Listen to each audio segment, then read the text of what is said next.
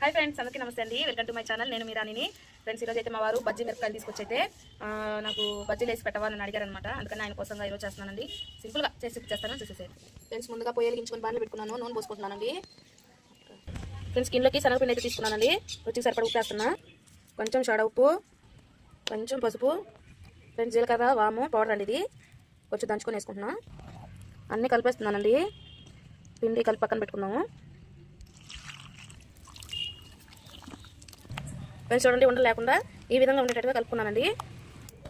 ఇదండి, మిరపకాయలు అయితే ఇంత లావుకున్నాయి కాబట్టి నేను సగానికి అయితే కోసుకుంటున్నానండి. ఈ విధంగా సగానికి అయితే తొందరగా వేగుతాయి, పచ్చిగా లేకుండా. ఇంత చూడండి ఫ్రెండ్స్, బజ్జీ మిరపకాయలన్నీ చూసి అమ్మో ఈ బజ్జీలన్నీ వేసేదాకా మేమే ఉండేమనుకుంటారా? ఈ బజ్జీలన్నీ వేసే లోపల చిన్న కథ చెప్తా, వినేసి వెళ్ళిపోండి ఫ్రెండ్స్. ఓకేనా ఫ్రెండ్స్, ఒక ఆయన అయితే ఇచ్చట చేపలు అమ్మబడునని ఒక చిన్న బోర్డు పెట్టుకొని చేపల వ్యాపారం అయితే పెట్టుకున్నాడంట.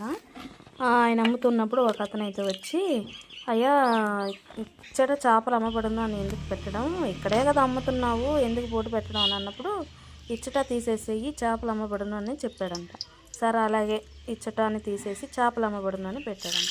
మళ్ళీ ఇంకొక ఆయన వచ్చి, చేపలు అమ్మబడును అని ఎందుకయ్యా పెట్టడం, చేపలను మాకు తెలియట్లేదు అయ్యింది, చేపలు కనపడుతూనే ఉన్నాయి కదా, చేపలు తీసేసేయని అనగానే మళ్ళీ అమ్మబడును అని పెట్టాడంట. అమ్మబడును ఎందుకయ్యా పెట్టడము, చేపలు పెట్టింది ఎందుకు, నువ్వు అమ్మడానికే కదా, అంత తెలియకుండా ఏం లేదు కదా ఇప్పుడు జనాలకి అని చెప్పి అనగానే సరే అమ్మబడును అనేది కూడా తీసేసాడంట. తీసేసిన తర్వాత మళ్ళీ లాస్ట్లో ఒక ఆయన వచ్చి, అయ్యా అంతా బాగుంది, చేపల షాప్ కూడా బాగుంది, అయితే ఒక చిన్న బోర్డు ఉంటే బాగుండేది కదా అని ఒక ఆయన అన్నాడంట.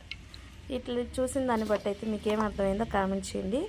ఏంటంటే మనం చేసే పనిలో మనం వింటూ ఉంటే ఎవరైనా చెప్తానే ఉంటారండి. మనకి ఏం చేయాలనిపిస్తుందో అది చేయడమే చాలా బెటర్.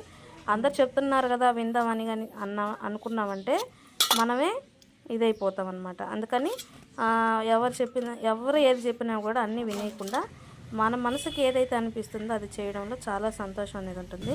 ఇంతకీ ఈ చిన్న కథ మీకు నచ్చితే ప్లీజ్ కామెంట్ చేసి చెప్పండి.